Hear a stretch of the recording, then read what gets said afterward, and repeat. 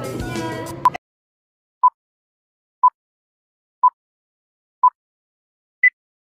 Baik, saya akan menjelaskan tentang desain teknologi pembelajaran, desain berbasis model teoretis, dan desain berbasis model pengembangan. Yang pertama adalah pengertian desain teknologi pembelajaran. Desain teknologi pembelajaran adalah proses sistematis yang melibatkan perencanaan, pengembangan, dan penerapan teknologi untuk mendukung proses pembelajaran.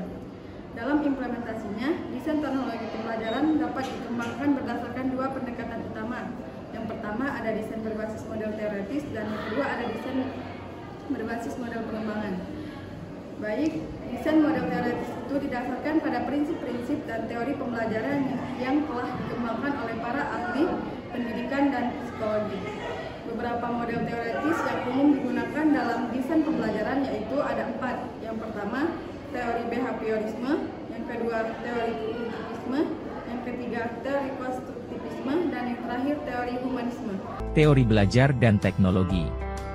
Kita akan memahami teori-teori belajar utama yang mendasari praktik pendidikan dan bagaimana teknologi dapat mendukung penerapannya dalam proses pembelajaran. Ada beberapa teori belajar yang sangat berpengaruh dalam dunia pendidikan. Pertama, kita punya behaviorisme, yang fokus pada perubahan perilaku yang dapat diamati sebagai hasil dari pengalaman. Kemudian, ada kognitivisme, yang menekankan proses mental internal, seperti berpikir, mengingat, dan memecahkan masalah. Selanjutnya, kita punya konstruktivisme, yang melihat pembelajaran sebagai proses aktif, di mana siswa membangun pengetahuan mereka sendiri, berdasarkan pengalaman dan interaksi dengan lingkungan. Dan terakhir, ada konektivisme, teori yang lebih baru, yang menekankan pentingnya jaringan dan koneksi dalam pembelajaran di era digital. Sekarang, mari kita lihat bagaimana teknologi dapat berperan dalam mendukung penerapan teori-teori belajar ini. Dalam konteks behaviorisme, teknologi dapat memberikan umpan balik instan dan penguatan positif untuk memperkuat perilaku yang diinginkan. Misalnya, aplikasi pembelajaran bahasa yang memberikan penghargaan virtual setiap kali siswa menjawab pertanyaan dengan benar.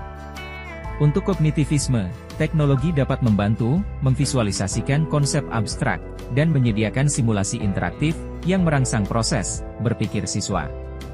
Contohnya, perangkat lunak, simulasi sains, yang memungkinkan siswa melakukan eksperimen virtual.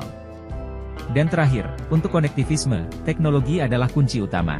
Internet, media sosial, dan platform pembelajaran online memungkinkan siswa untuk terhubung dengan sumber informasi, ahli, dan sesama pelajar dari seluruh dunia, menciptakan jaringan pembelajaran yang luas.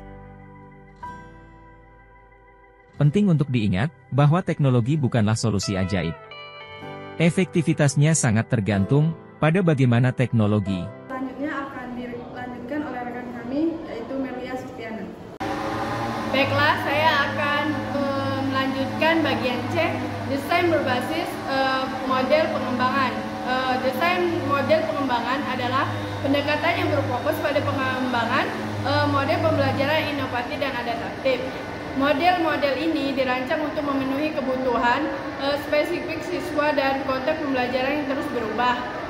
Karakteristik desain berbasis model pengembangan itu terbagi menjadi 5, yaitu yang pertama itu memfokuskan pada kebutuhan pengguna dan memastikan bahwa produk dan sistem pengembangan memenuhi kebutuhan tersebut. Yang kedua itu melibatkan proses interaktif dan skill, di mana desain terus-menerus memperbarui dan memperbaiki berdasarkan umpan balik dari pengguna.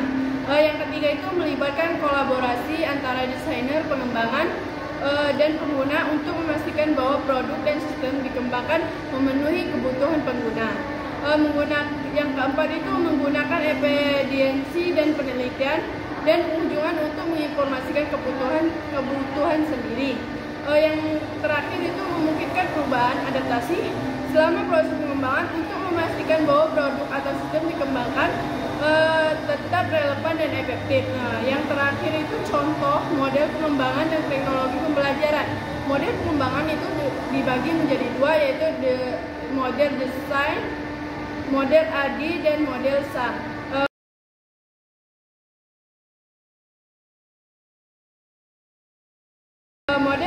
digunakan untuk melakukan penelitian teknologi yang berfokus pada berbagai praktik pembelajaran. Teknologi pedagogi konteks knowledge, model yang mengintegrasikan pengetahuan teknologi, pedagogi, dan konten untuk menciptakan pengembangan pembelajaran yang efektif dan bermakna. Mungkin itu saja, selanjutnya akan dilanjutkan oleh teman saya. Selanjutnya saya akan melanjutkan materi dari Nurlia Sustiana, yaitu implementasi dalam konteks pembelajaran di era digital. Implementasi pembelajaran dalam konteks era digital mencakup penerapan teknologi dan komunikasi untuk mendukung proses belajar mengajar. Implementasi model pembelajaran inovatif dalam pendidikan memberikan manfaat signifikan bagi pembelajaran seperti pembelajaran profesional guru.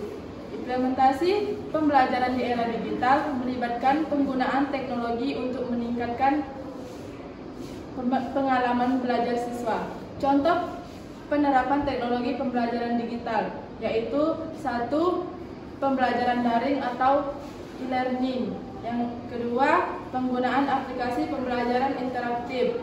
Selamat datang di era digital, di mana teknologi terus berkembang dengan cepat. Dari telepon genggam hingga internet kecepatan tinggi, dunia kita terus berubah. Kini kita memasuki era kecerdasan buatan, di mana mesin belajar dan beradaptasi seperti manusia. Perkembangan digital membawa kemudahan, menghubungkan kita dengan seluruh dunia dan menyediakan akses tanpa batas pada informasi. Namun bersama dengan kemajuan ini muncul juga tantangan baru. Keamanan data dan privasi menjadi perhatian utama. Meskipun demikian, dengan inovasi yang terus berkembang, kita memiliki peluang untuk membentuk masa depan yang lebih baik. Kelebihan dan kekurangan desain berbasis model teoritis dan desain berbasis model pengembangan.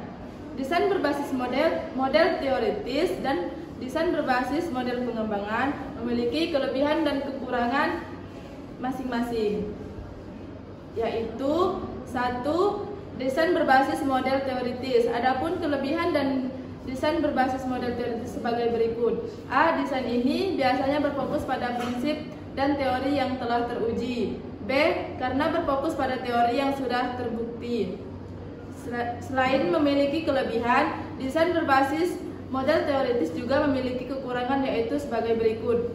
A. Desain berbasis model teoritis terkadang kurang fleksibel dalam menghadapi perubahan dan penyesuaian dengan kondisi nyata di lapangan. B. Teori yang digunakan mungkin tidak selalu relevan atau efektif untuk semua konteks atau kondisi yang berkembang. Mungkin itu saja materi yang kami paparkan. Lebih dan kurang kami mohon maaf, pada Allah kami mohon ampun. Wassalamualaikum warahmatullahi wabarakatuh.